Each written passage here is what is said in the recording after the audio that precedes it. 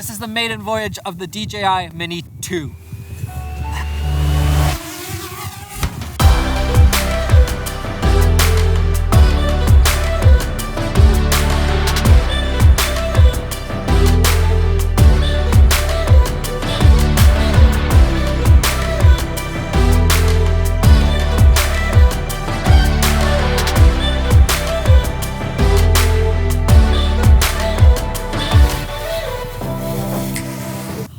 Dang, this thing flies really well, but I was also half expecting one of those birds to just like full on eat it because it's so small. What the heck?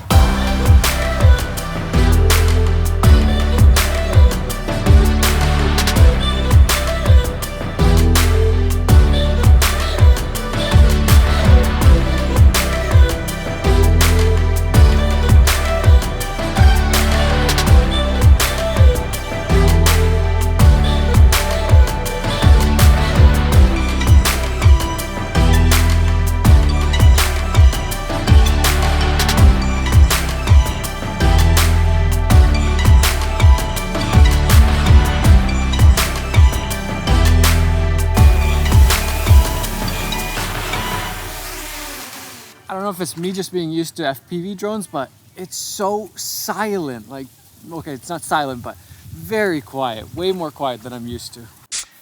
This is the size of my first ever drone, and it was completely revolutionary. And then they got smaller and smaller and smaller, and finally, smallest. This is the brand new DJI Mini 2. It's small.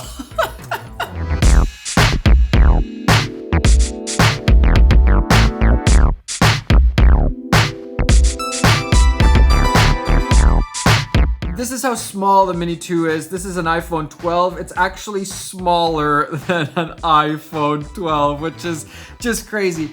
But in the past, if you wanted the smallest drone, it was gonna cost you, whether that was in image quality, the gimbal didn't work as well, the transmission wasn't as good, or it just didn't fly as well. Until now. First thing, the Mini 2 flies really well. It was so surprising, even with some wind on that cliff.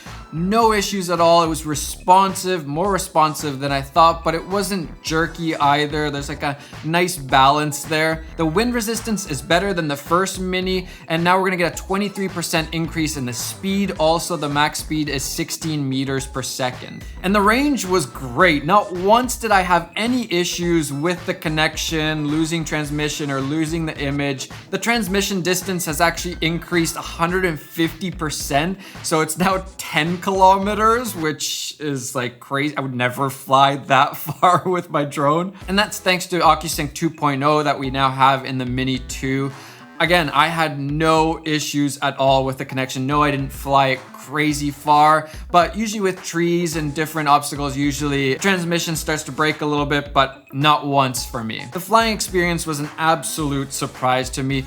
And the image, there's like, you can't complain about an image from a little tiny drone like this. We get 4K up to 30 frames per second. Great image, the footage looked beautiful. Even the low light wasn't too bad. It was really dark on some of these shots, and there's definitely noise, but it's not completely mushy either. I'm genuinely surprised at how well the Mini 2 flies and how good the image looks.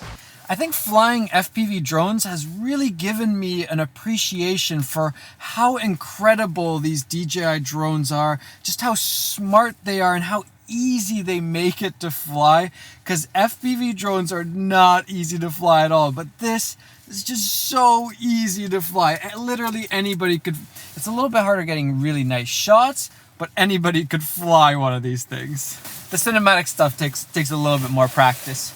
And not just that, the max flight time is 31 minutes, which is a minute longer than the first Mini, not that big of a difference, but 30 minutes on a tiny battery like this. On FPV drones, you're lucky to get like 3 to 5 minutes on a battery that size, so Yeah. I actually got all of that footage on just 2 batteries. I didn't even need to use my 3rd battery because they just last so long. The controller is the same as on the Mavic Air 2, which is kind of funny because it's actually bigger than the drone itself. But I really like this controller. It's super easy to set up. I like how the iPhone cable is hidden back here, so you just open it up and it's ready to go. And also the joysticks here.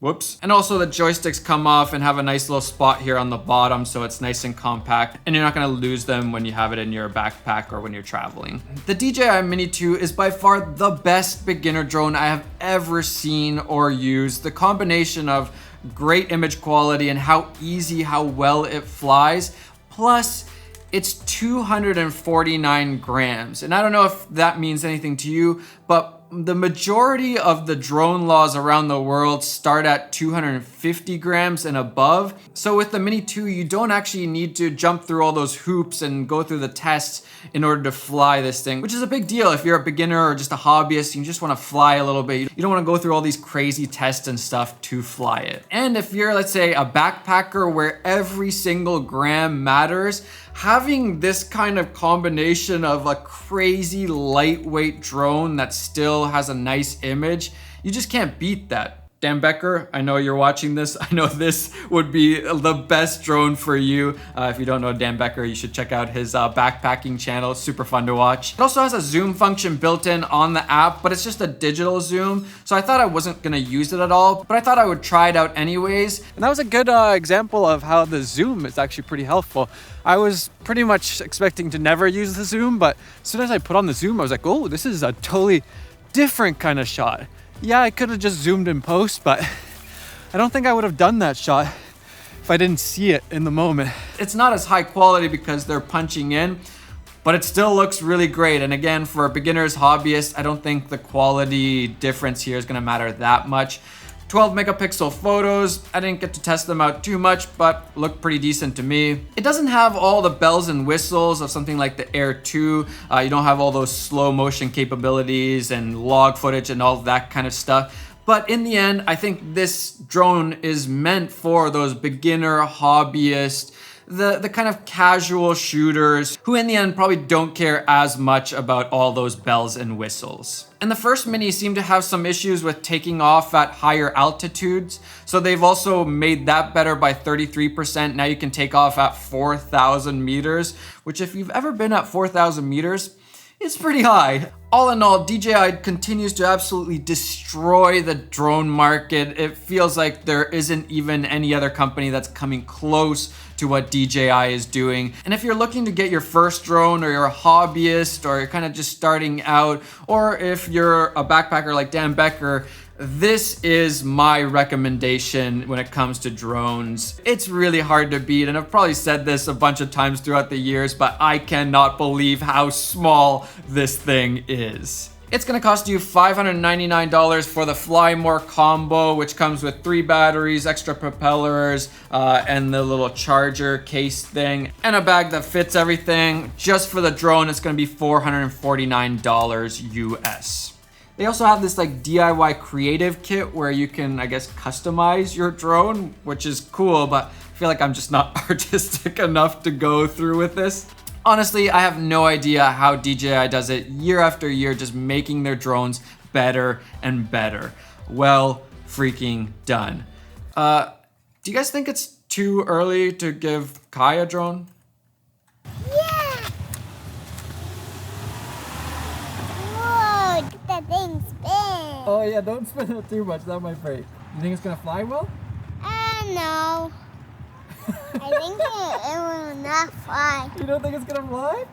Yeah. It flies pretty well, actually. It's surprising. But there's not a strong wind here. Yeah, you don't need a wind. It's got batteries. Whoa. Whoa, that's a lot of batteries. I got the whole family at the office today. Hi Coco, how are you? Oh, she's so cute.